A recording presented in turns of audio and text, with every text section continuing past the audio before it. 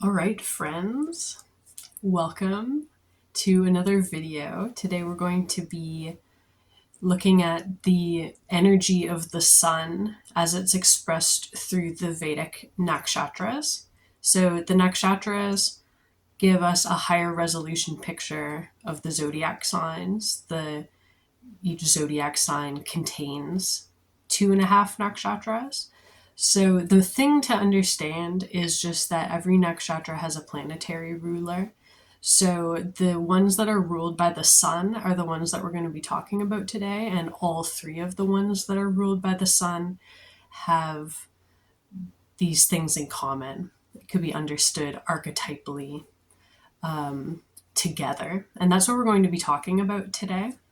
So it should be pretty easy for you to tap into this knowledge, and then you're going to know this if you have one of these nakshatras in your chart, or if you have people in your life who have these nakshatras, and you're an embodiment of this sun energy, or you interact with it in your day-to-day life.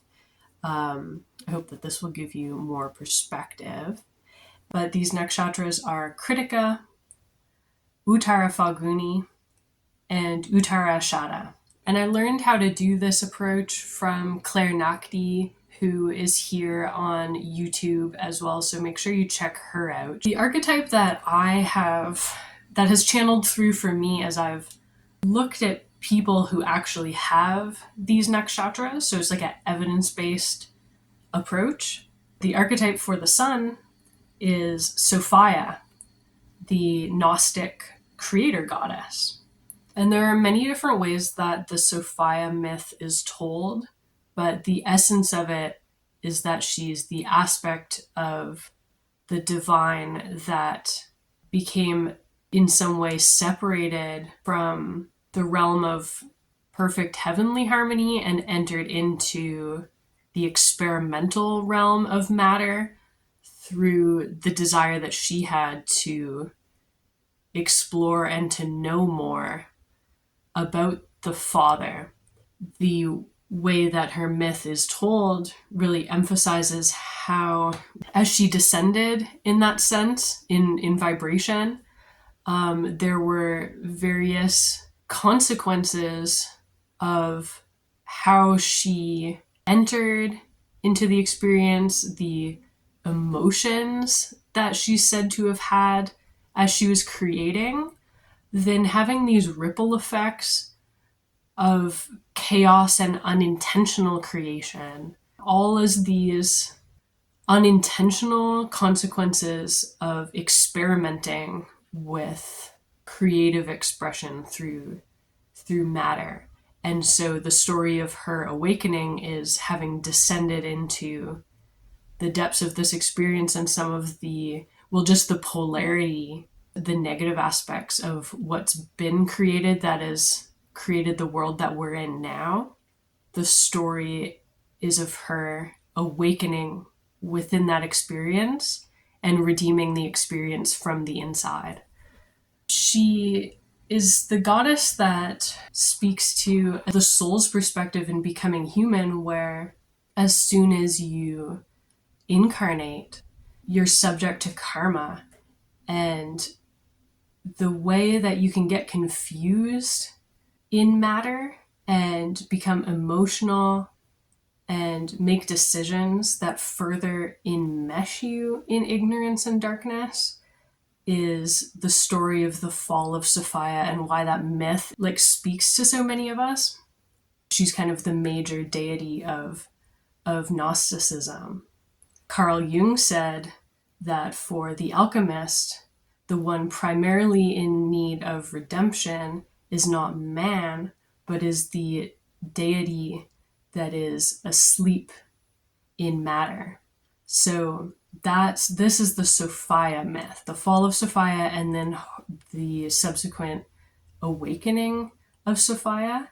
So the thing that's really important about the sun is that it lives in the awareness of the individual consciousness as being a fractal a microcosm of the entirety of creation.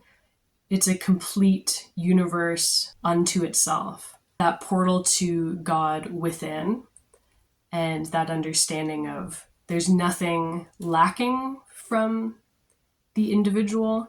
There is really, the individual is complete unto itself.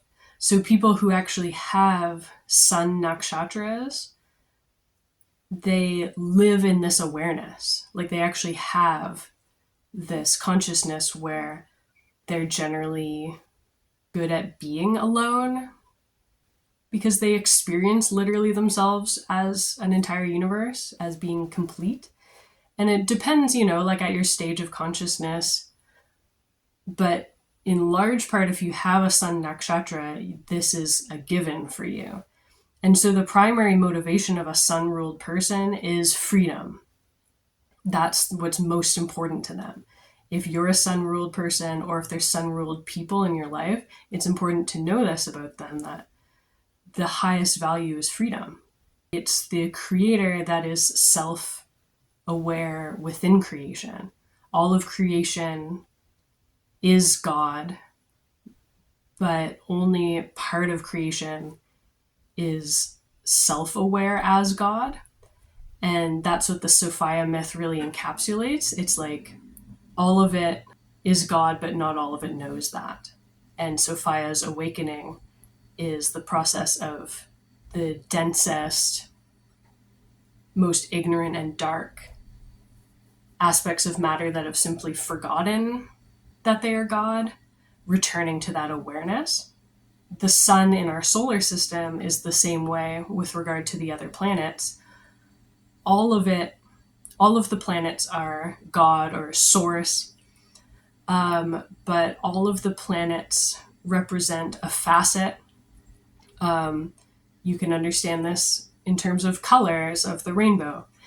And then all of those facets, if you collapse them all together into one, into just the pure white light without the prism, that's the sun energy. So a person with a sun nakshatra experiences life from that standpoint. And then the other planets have different flavors because there's part of the light that they're expressing. But what you'll see in sun people is there's a simplicity. And this is why Christ is also associated with the sun. The simplicity of understanding I am one with the Father. And there's no go-between or detours. There's an immediacy of spiritual experience because it's right here. So Sophia and Christ are very related. So you can understand like that as a masculine counterpart to the Sophia archetype. And Christ within that myth, sometimes portrayed as her lover who is helping her to awaken. And so I'm going to get into a couple examples of real life people who have sun nakshatras as their primary placements. One super interesting example is a woman named Melanie Ann Layer. She is basically an empowerment coach. So she has her moon in Uttarashadha. Oh, and she also has K2, her south node, in Krittika. So she teaches people self-empowerment, to put it really simply. And she's a really great example of this sun energy in action, because what she always talks about is radical self-responsibility for every situation being the key to freedom and to power. And that's just like the most, like the epitome of like the sun message, right?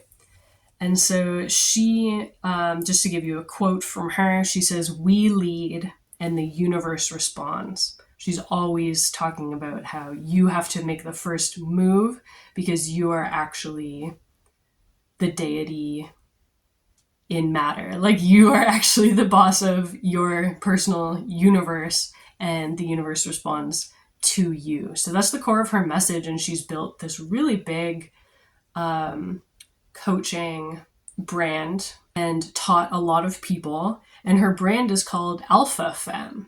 So alpha, obviously relating to the sun, and another big kind of concept or symbol that she uses a lot is the one. Being the one is kind of like a way that she sums up how she coaches people on how to orient themselves to reality as being the one, lacking nothing and creating from a place of lacking nothing, like you have it all. That is so fascinating to witness in her.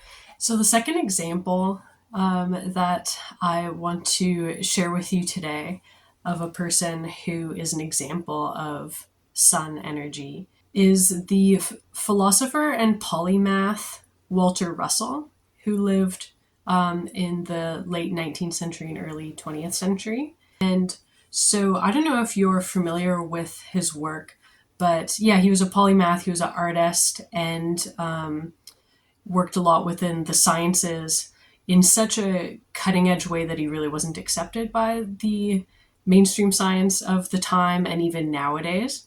But what I think is really interesting to note about Walter Russell, in light of all that we've said about Sophia really entering into matter in order to understand more about the creator, that's a lot of what Walter Russell talked about in his books. They are really making the case that, well, that the creator is manifest in all creation, and really that science and spirituality are one, because science can help us see how everything is energy, and all of the elements and the chemical reactions that we understand from a scientific perspective are all telling us about energy, about charge, about polarity, and that there's a spiritual, metaphysical meaning behind everything in science, and that there's no reason why science and spirituality should not be united. That was his big thing. So, as an example of that, I have a quote from him, and he's talking about the spectroscope. So, that's a scientific instrument. I had to look this up, but it's a scientific instrument. It will give you a reading on elements using light. So, he says, man's most wonderful of instruments, the spectroscope, has told him little, for he has not yet learned how to read it. He does not know that those many lines of light are but letters of the alphabet of light, in which the universal one registers his mighty thinking in the universal language of light. And that's from his book called The Universal One. So we can see the sun themes here is very interesting. And so Walter Russell had his sun and moon in Krittika nakshatra. So that means that he was born during a new moon when the sun and the moon are conjoined, when it was in Krittika nakshatra. And he channeled a lot of the spiritual insights and downloads that he received